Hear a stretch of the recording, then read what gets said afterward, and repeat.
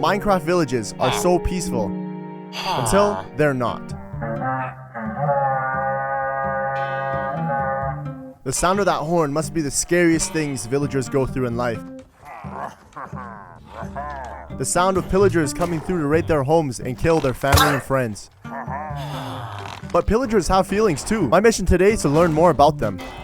It's your boy Swidge, and in today's video we're doing something quite unique. We're gonna take 100 days in hardcore here and see within those 100 days we'll be able to beat that Enderdragon as a pillager, aka a Ravager, and just explore the inside of the pillager's main beast, the Ravager. We're gonna be put into some hot waters as we explore a village-only world. As a Ravager here in this village-only world, I want to set myself 3 goals because I have no idea what to expect. Goal number 1, guys, of course, we're gonna beat that Enderdragon as a Ravager. Goal number 2, we're gonna try to make friends with the villagers. I mean, they probably don't want to see my face or want to become friends with me, but we'll try. And goal number 3, try to pick the mind of a Ravager and the pillagers. As you guys know, I'm still in a 1v1 battle with the YouTube algorithm, so make sure you smash that like button and subscribe because videos like this take a long time to do. Watch the whole video and stay tuned, guys, because a lot happens in this video. And there it was on day 1, guys. First noticeable thing I could notice, I had 20 hearts. Obviously, we're in hardcore, so it looked kind of scary. But, you know, I had 20 hearts, and I can already tell I was a little bit taller than the regular Steve. But imagine walking through a village and seeing a Ravager literally just pick away at wood like this. Oh my god, I love the identity mod. Just so you guys know, if you guys want to try it, just use the identity mod. But guys, I was in a village-only world. I took advantage of that. I didn't have to worry about food probably for the rest of my days, guys. Look at a Ravager in the inventory. He takes up the whole entire box. Literally the whole entire box. I mean, after raiding the village for the whole day, I decided to troll some villagers and ring the bells to see how many villagers were around the whole entire world. There was a lot. And for some reason, I wanted to mate the cows. I don't know why, you know. Maybe because we were, you know, fellow 4-legged creatures. Look at us, me in the cow pen, all of us bonding. Oh, it was such a good moment for me as a Ravager. We were hanging out, having a good time. But as you can see, I am way too thick to get through a regular door. And this is something that we will see throughout the whole time we play. My Ravager body is way too thick to get anywhere. So there was a lot of improvising. A lot. Yeah, so being a Ravager in this village-only world, I honestly didn't know if it was literally all village or just a little bit of village here and there, but you know, I just took advantage of what I know how to do best. Usually when I see a village, you guys, you do it too. You raid everything you find, use all the resources. So this made it a lot easier for me, and I can't even get through these 2 blocks. As you can see, I'm trying to stick my big Ravager head through here, but I'm starting to accept that I'm just way too thick for it all. I mean, took some bookshelves, and this is what it looks like from the outside. What is this?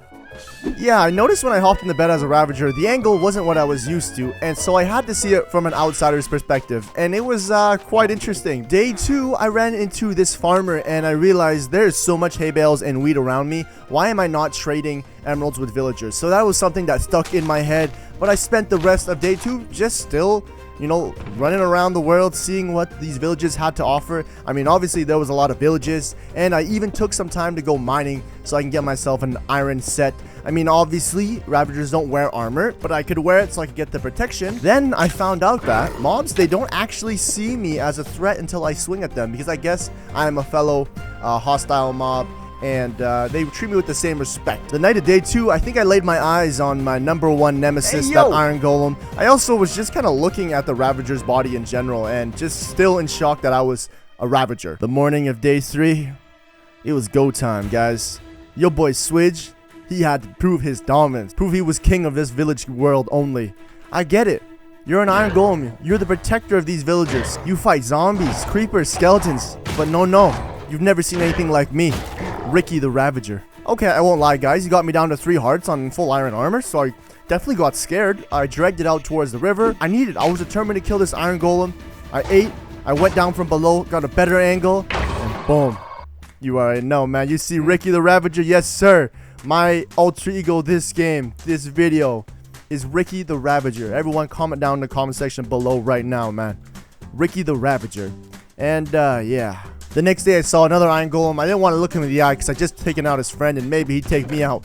But yeah, I started the day here kind of, I needed a chest. I was raiding all these villages and just being a straight pillager and raiding all I could. But it was time for me to settle down a little bit. I wanted to find a nice spot in the village only world where I was on top of the world, overlooking my loyal minions. And also, I'm not here to dominate. I'm here to kind of understand and try to get the answers as to why the pillagers are always so mad at the villagers. That was a mouthful, but why are they not friends? For what reason? You know, did something happen down the line that I don't know about? That's why I'm here to figure out today. After a while of looting all the villagers, I kind of felt bad. You know, I was taking all their belongings, so maybe I should get some belongings of my own. So I started to dig down a mine shaft here, and I entered a ravine that seemed to be super close. And it's kind of hard to lower yourself down a waterfall when you're this thick. I remember hostile mobs don't really see me, so I pushed the skeleton off. See you. So I did something quite unique because I don't think any other Ravagers in actual Minecraft actually go mining. They usually just raid villages. And as you can see, these hostile mobs are all my friends. Look how many there are down here. This cave had so many mobs that luckily I was one of them. You know, I wasn't there to hurt them nor do anything. I decided to strip mine. Then I realized I'm so big, this process is going to take so long. So getting diamonds and any other ore that I usually do the traditional way was not going to work.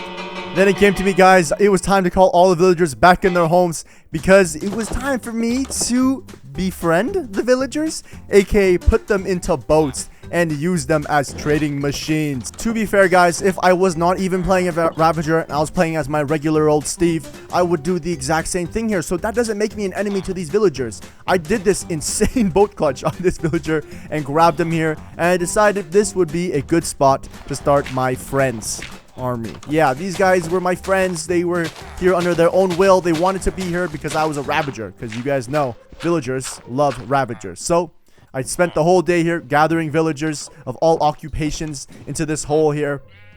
Yeah, it was looking pretty good. By the end of the night, I had 3 villagers. I even opened up this hitbox thing because I didn't want to kill anybody or make anybody grumpy. I was a friendly Ravager. I wanted to make many friends. And on day 10, guys, let the gameplay kind of do the commentating here. Yeah. You guys are definitely seeing this as I'm seeing it, I hope. Yeah, this is a Ravager riding on top of a horse. Now, I don't really know the logic, the physics behind this, but because I'm in a mod, I don't know if it interacts properly, but look at Ricky the Ravager on top of this horse. He is probably 5 times his weight, but this horse is doing his thing. This guy is a beast. I decided to name him Bobby the Beast because he was an absolute unit. How is he keeping Ricky up right now with this weight? I even put diamond horse armor, so you know, maybe it impacted the difference in weight. I'm just saying that. It probably didn't. I feel bad for this horse, but he was a friend, I guess. I gave his legs a rest and I continued to collect new friends, aka villagers, into our little pen here so we could eventually start trading with them. As you can see, it's getting quite full in there. At the end of the night, I thought it'd be a good idea to introduce myself and say hello, but it looked like no one was really having it. They all ran away from me. So the next day and during the night, I started building a farm. Because the villagers probably wanted to trade wheat for emeralds, I thought this would be the best way. There's a river literally right beside their little home, so I destroyed this whole river and made it a crop. I didn't need any food, but the thing was, I need a lot of carrots, I need a lot of wheat, so then I could become friends with these villagers. Maybe. That's what I thought, at least. You know, if I were to feed these villagers and trade up for emeralds and give them emeralds, they would like me. I found Bobby and I took him out for a ride. And sorry guys, I just can't get over the fact that he can carry literally my body weight. He is definitely a beast, guys. I even ran into this group of villagers who seemed to be trapped inside these fences and their house. They didn't like me or something. They're freaking out. I guess my looks, I just wasn't as good looking as they expected, and they were just going crazy. But we now had a lot of wheat and a lot of seeds, and I decided to be a nice guy and expand the home of all these villagers. I also forced them to all become farmers so I could trade wheat with them. I spent day 15 basically trading with them and getting as much emeralds as possible. As you can see, they don't really want to trade with me.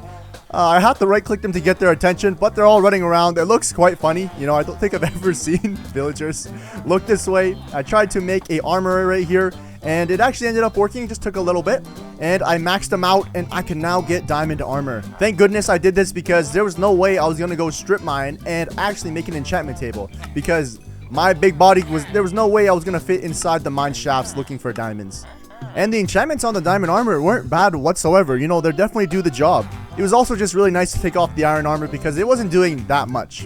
And on day 16, it was finally time to go to the nether now that I had my diamond armor. I mean, I don't have any diamond tools quite yet, which is totally okay. Iron tools are okay. So I crafted the portal, and now it was time to enter another dimension. Yes, sir. I don't know if anybody in the nether was ready to see a Ravager, because I don't think they ever have. I mean, Ravagers only spawn because of raids. I don't think a raid can actually happen in the nether. So I'm sure all the mobs were just as confused as I was. Entering the nether, I actually noticed there was a bunch of nether fortresses, there was bastions, there was literally everything around me. And this was just because of the map, not because I'm super lucky. Being in the nether was strictly a business trip. We were there for blaze rods and ender pearls, and that was it. As you can see, I found the blaze spawner right away, and I also have 20 hearts. So, you know, I was definitely feeling myself. I thought I was unkillable. I had all these enchantments with diamond armor. But the blaze spawner, actually this one right here, was actually kind of cracked. I was slowly collecting my blaze rods. I had to be really careful because my hitbox is a lot bigger, so I can catch, you know, those blaze rods when, not the blaze rods, but the fireballs when they fire them at me, and also the lava pools. They got me really low because I wasn't actually paying attention to my health, and I actually had to cover up. I had to make sure I covered up really well because I was pretty thick, so they could hit me on the side. That one block height was not going to be enough.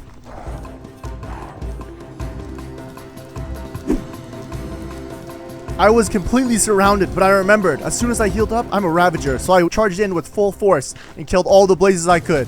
But as you can see, the spawner is going crazy. They're spawning more than 5 blazes at a time. I don't even know what's going on. I've never seen this before. My hitbox is bigger. I'm kind of freaking out, so I run to shelter.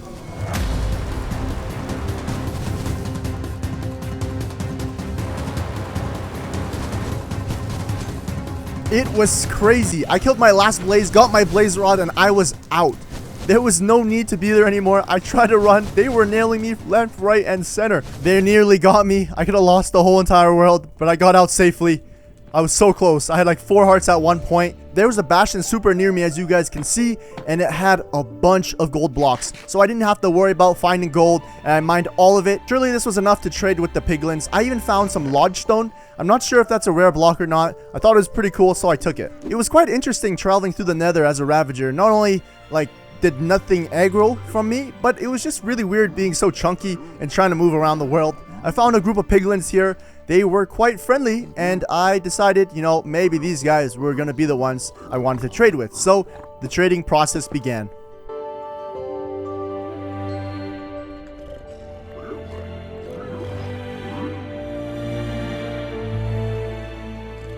It was nice spending time with the piglins, but on day 19, it was time to go.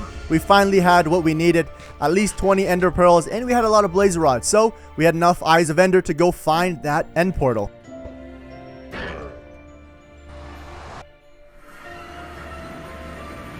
On day 20, it was so good to be back. It was so cool to just say, even think that I was literally the first Ravager in the nether. I don't think there's ever been a Ravager in the nether. So on day 20, I did some tweaks to our home. I even made a bigger bed for Ricky because, I mean, did you guys see the way he was sleeping in this thing? So at night, I decided to hop in bed, but still, he didn't decide to use any of the beds. I don't know what's up with that, and he looked quite interesting. Maybe that's why Ravagers are always so mad. They don't get any proper sleep. On day 21, I got my farming Ravager hat on, and it was time to harvest some carrots because a lot of the villagers, they liked carrots. So I wanted to, you know, gain their trust and trade, gain more emeralds, and it was a good day, you know. And then, of course, you have to replant after you take the carrots because I wanted to make sure there was more when I came back. And don't worry, guys, I crafted a shield. I know don't make a shield a lot of the time, so I made sure I did that. Your boy Ricky was feeling himself. Right after he crafted his shield, he went straight for his nemesis, the Iron Golem. The fight was looking good, but the Iron Golem started doing more damage over time. I didn't really understand how that worked, but I had to make sure I was a good distance away from him. And unfortunately, after a long good fight, I had to stack up on this tower and attack him from above because I don't know if I could take him. He was getting stronger by the second. Don't worry, guys, we took him out, we did not die, and of course, we established dominance. I found that lodge stone, I placed it by my bedroom for decoration. I thought it didn't look too bad. On day 22, you know, after killing that Iron Golem, we were really feeling ourselves, you know. We said to ourselves, maybe we could take on the Enderdragon. I mean, not maybe, we were going to have to. If we died, then we died, so we had to take her out. And so it was time to go take on that Ender Dragon. Maybe if I were to do that, the villagers would appreciate me and be my friends. Maybe. I couldn't find Bobby the Beast. I think he probably ran away because I probably broke his legs. So I found another horse that volunteered, not really, I just tamed him, to take me to the stronghold. I kept thinking, why were the villagers not liking me? Why did they not want to be my friends? So I thought, of course, the Ender Dragon. If I kill her and I bring home the egg and show it to them that I'm the complete guardian and I can take care of them, they would accept me with open arms. So the new horse and I, we went out on our adventure looking for the Ender portal. We saw new villages, new lands. There was all types of different structures in this world. I thought these villagers at the new village liked me, but then I realized I was riding my horse. They were still scared of me. This new horse was still a complete beast. It literally jumped over a ravine with me on its back. Like, insane. On day 23, I actually had to hit the seas and hop in a boat, and I totally forgot how weird I looked as a Ravager rowing this thing. But I docked at a new village, which seemed to also kind of seem welcoming. I spent the whole day there looking for the stronghold, and the Ender Eyes actually took me to this specific location. Surely, I told myself I was going to find the stronghold.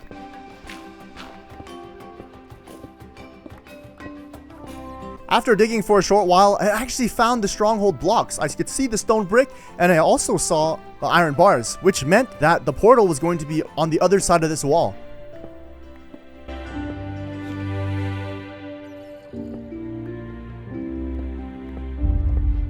It was. I actually had to dig my way in. You know, I'm kind of big, so I actually wasn't ready to go fight the Ender Dragon quite yet. So I went to the library. I looted all the books, because I was going to need some books when we got back home after we defeated the Ender Dragon. We were just that confident in killing her.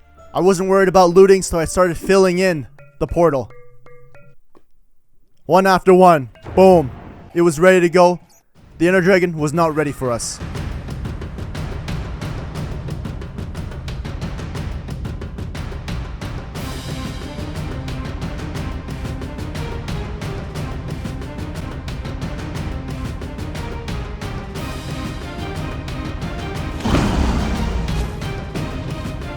I did not waste any time. As soon as I got there, I pulled out my bow and I started shooting at every single healing tower. The Ender Dragon was probably so confused. What is this Ravager doing in the end? I've never even seen this thing before. I was going to be her worst nightmare. I got up on this tiny obsidian tower and I got a really good advantage point at every single view of the healing towers. I was in my bag. I was hitting every single tower. This Ender Dragon was in trouble.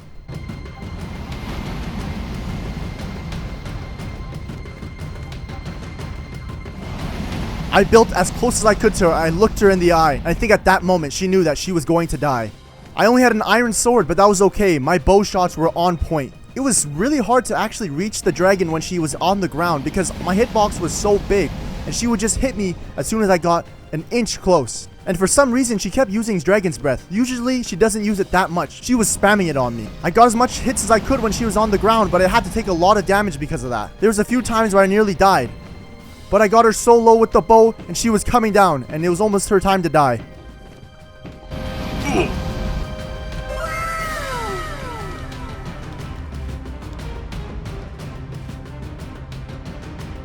We had done it, boys and girls. We are the first Ravager to ever defeat the Ender Dragon. I'm sure she was super confused, but I'll take all those XP orbs, guys.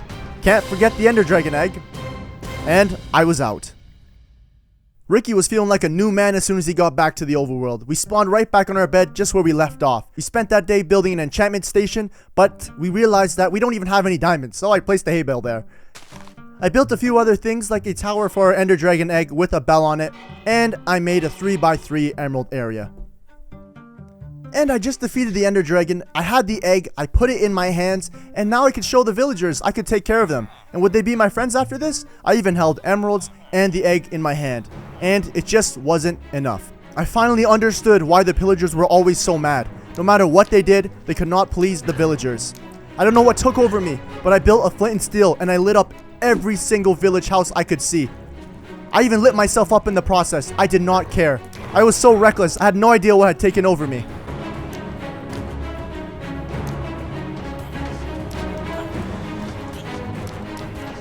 All the villagers in the hole were seeing everything go on fire around them, burst into flames. This was their last chance.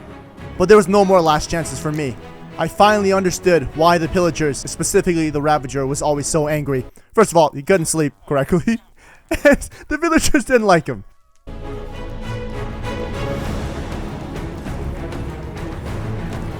Day 25 was straight chaos when I came to the realization. And at night, I slept in bed peacefully, not even laying in bed. Ravagers are so weird. And by day 26, everything I'd set out to do at the beginning of this journey was done. Number 1, we defeated that Enderdragon. Defeating that Enderdragon, we hoped to become friends with the villagers, but we could not befriend any of the villagers after what I had done on day 25. And goal number 3, we picked the mind of the Ravager. We now understand no matter what he does, villagers would never like them. So by day 26, I'd realized it only took me 24 days to beat the Enderdragon, but those other goals I set out for myself were doomed. Thank you guys so much for watching today's video. I'm sure Ricky the Ravager appreciates it. Be sure to smash that like button and subscribe. I will see you guys in the next one.